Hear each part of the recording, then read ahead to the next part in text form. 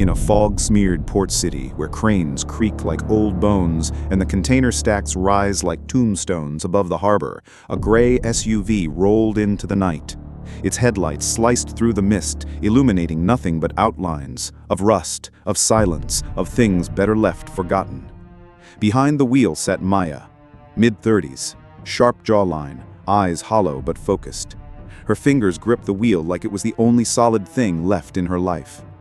In the back seat, a girl, young, blonde, barely 18. Her wrists were bound, her head leaned against the fogged window, breath forming faint circles on the glass. Strands of golden hair clung to her cheek, the last thread tethering her to who she used to be. No words passed between them. The SUV turned off the main road, tires crunching gravel, pulling up to an old warehouse surrounded by chain-link fence and silence. A single yellow bulb flickered above the entrance. As the engine cut, the only sound was the low whistle of the wind sliding under rusted doors. The rear door creaked open. Maya stepped out, opened the back, and without hesitation pulled the girl to her feet. The girl stumbled, legs weak. Maya didn't catch her. She didn't speak, just led her, like a package, into the yawning mouth of the warehouse. Inside, the air was cold and stale, the floor slick with condensation, shadows pooled in the corners like watchers with no faces. A man was waiting. Late 40s, white dress shirt buttoned all the way up, sleeves rolled precisely to the elbow. In his hand, a camcorder. He didn't look at the girl, he looked at Maya. Room 3. It's ready. That was all. No questions, no explanations, no hesitation. Maya gave a single nod. She didn't need orders. She understood her role here, not as a person, not even as a captor, but as a cog, a ghost, a hand that delivered others into the system just so she wouldn't be next. She led the girl, still silent, still shaking, down a narrow hallway. Doors passed on either side like unopened fates, each one unmarked, each one the same faded blue. They stopped at room 3. Maya opened the door. Inside, a chair, bolted to the floor. Bright lights overhead, a camera mounted high in the corner, a metal tray with clippers, gloves, makeup kits, and silence. The girl looked around, eyes wide, breathing fast. What is this? Lara's voice trembled. Maya said nothing. She locked the door behind them. 3 years ago, Maya wore a badge. She stood tall in uniform, a gun on her hip, a silver name tag on her chest. Maya Delaney. She believed in justice like others believed in God. Rigid, absolute, non-negotiable. Then, during an undercover operation, a package appeared on her desk. No return address, no fingerprints, just a USB stick.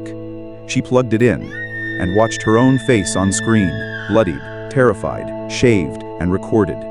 A voice, calm and cruel, whispered over the footage. A name can be taken, a face can be changed, a memory can be erased. You are not what you think you are.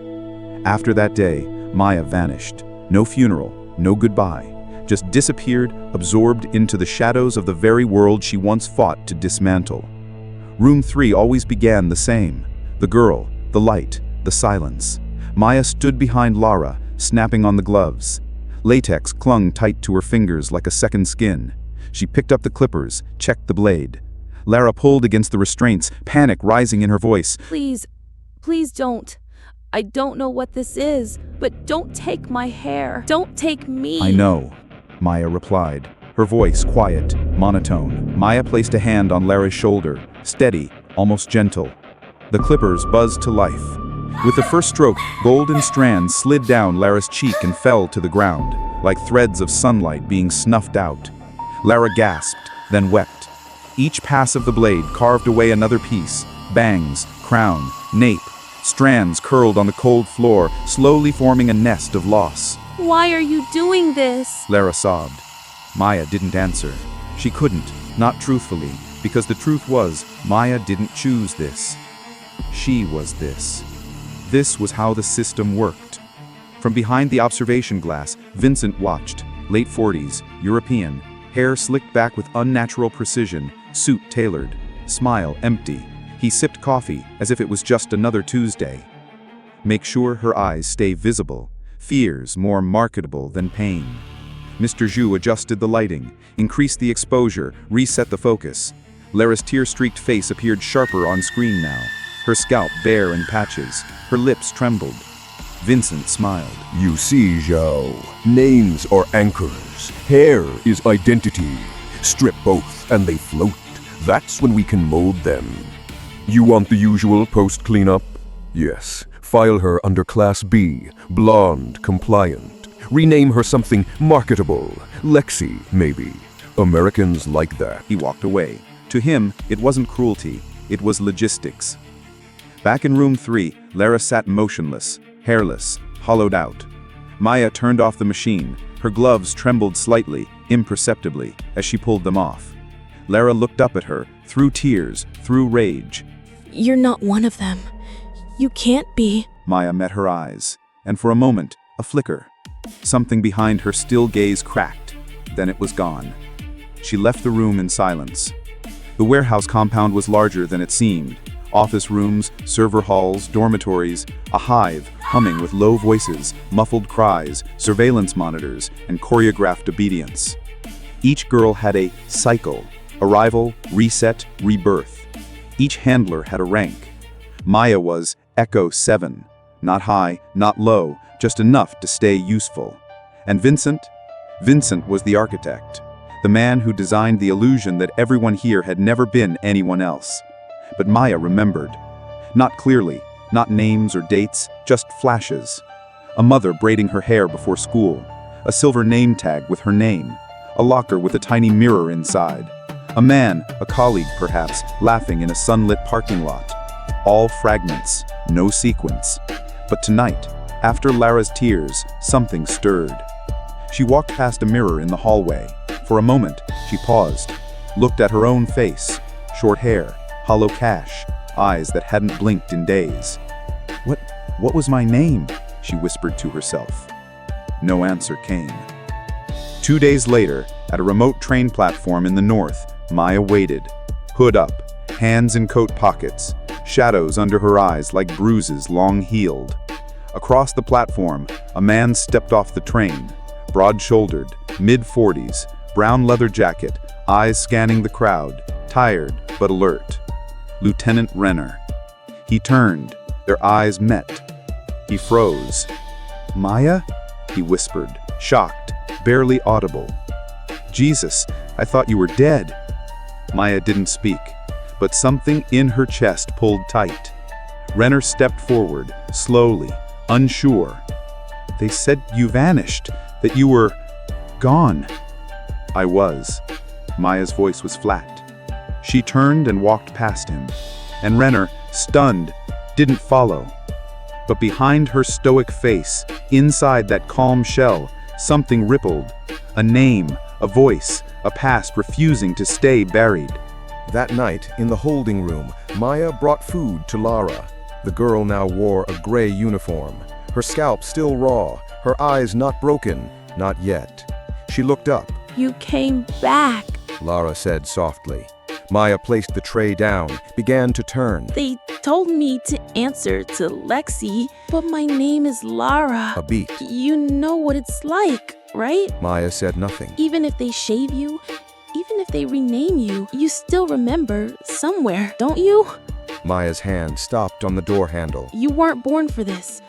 I saw your eyes. You remember things, even if they don't want you to. Maya stood frozen. She didn't turn back, but her breath hitched just once. That night, Maya sat in the shadows of her quarters. In her hand, the old ID badge, smuggled years ago. The lamination cracked, the name scratched, but still faintly visible. Maya Delaney, Officer, Unit 37. She touched the plastic, like it might burn her, and for the first time in years, she whispered it out loud. Maya. A name, a sound, a crack in the machine. 3 months later. Maya made a decision. Not a loud one, just a quiet pivot, like a gear slipping one tooth out of place in an otherwise perfect machine. She checked the patrol schedule. Mr. Zhao would be in the East Wing till midnight. Surveillance looped every 14 minutes. It was enough. She returned to the holding room. Inside were two girls now, Lara, no longer crying, and Amy, a new arrival, 15, freckled, mute with shock. Amy stared at Maya like she wasn't real. Lara sat up. You came back. Lara said low. Maya nodded once. She unlocked their cuffs, wordless. Lara gasped, standing slowly. Amy hesitated, then followed. Maya handed Lara a USB stick, small, black, plain. Take this to Lieutenant Renner. You know where to find him. You're not coming? Lara asked. I have something to finish. A beat. You won't survive this, Lara whispered. Maybe not, but you will. She led them out through a maintenance corridor, one Vincent never used, a side gate behind the warehouse. She placed them in her old SUV, still unregistered, still gray. The keys went into Lara's palm. Drive when it's dark, don't stop for anyone, and don't ever let anyone rename you. The door slammed shut, the lock clicked, wind rose. Back inside, Maya walked toward the studio room, room 1. But this time, she wasn't leading someone else. This time, she was the subject. Inside, she placed a fresh tape in the camera, checked the angle, adjusted the mic. Then she sat. She picked up the clippers. The buzz pierced the silence. One slow stroke, then another, and another. Locks of short brown hair fell like ash. No tears, no sound, only silence and resolve. Maya stared into the lens. 27 years old. My name is Maya Delaney. I was a police officer. 3 years ago, I was abducted by this operation. They shaved my head, erased my name, used me to erase others. But today, I take back what they tried to bury. She held up the second USB, a twin to the one she gave Lara. This contains video proof of identity destruction, trafficking, coercion, financial records, faces, names. And this recording is being live-streamed to every internal screen in the facility. She pressed stream. Monitors lit up across the compound. Maya's voice echoed through halls where no one dared speak. You can cut my hair, you can change my clothes, you can rename me, but I remember. And now, so do you. The door crashed open. Footsteps rushed in. What have you done? Vincent shouted. What you were too afraid to do. She pulled a match from her pocket, lit it, tossed it into the server cabinet behind her. Flames ignited, fast, hungry, like they had been waiting. No, that's years of... You're insane. No, I'm just not yours anymore. Alarms blared, glass shattered, electricity crackled, then a high drone of failure. The system burned, the monitors glitched, the cameras died, and for the first time in years, the building went quiet. The next morning, at a checkpoint near the coast, Lieutenant Renner waited. An SUV pulled in, the same gray one from the files. Inside, two girls, alive, hair cropped, eyes wide but breathing. Lara opened the window, handed him a USB stick. From Maya. Renner stared at it, then at her. He didn't ask questions. He just whispered, as if to no one. She remembered. Back at the warehouse, rescue teams found the ruins. Among debris, wires, ashes, a body. Female, head shaved, face scorched, but eyes still open. Looking out through a broken wall toward the sea. Not pleading, not afraid, just free. Some cuts leave no blood, but cleave through the soul. And some who lose their hair find themselves.